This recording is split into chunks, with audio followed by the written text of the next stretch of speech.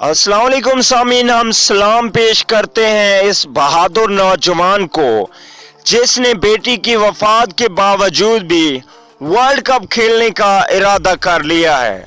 उसका आखिरी बयान क्या था और बयान में आसिफ अली ने क्या कहा, आइए आज इस वीडियो में सुनते हैं। तो दोस्तों, हमेशा की तरह इस वीडियो को एंड तक देखना और हम आपसे अपील करते हैं कि आसिफ अली की बेटी के लिए दुआ करें कि अल्लाह ताला उसे जन्नतुल फिरदौस में आला मकाम अता फरमाए। दोस्तों, अगर आप चैनल पे फर्स्ट टाइम हैं तो बिल्कुल भी फ्री में चैनल को सब्सक्राइब करते हुए साथ में लगे बेल के आइकन को जरूर प्रेस कर दें ताकि क्रिकेट के मैदान से हर बदलती खबर अब तक वक्त पर पहुंचती रहे। सब्सक्राइब जरूर कीजिए, बिल्कुल फ्री है।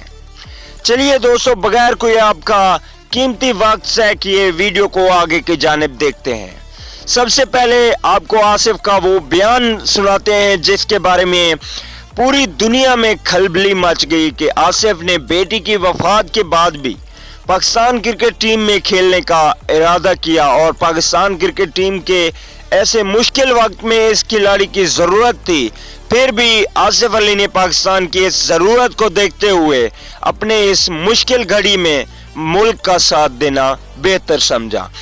आसिफ अली का लास्ट नाइट ट्विटर पैगाम में यही कहना था कि मैं आप लोगों का शुक्रिया अदा करता हूं कि आप लोगों ने इतना मुश्किल वक्त में मेरा साथ दिया, मुझे मैसेज किए, आप लोगों ने मेरे लिए दुआएं की, तो मैं आप लोगों का बहुत बहुत शुक्रिया अदा करता हूं। तो दोस्तों, हम आपको बता रहे हैं कि उसने आप सबका शुक्रिया अदा किया, एक हमारा नहीं।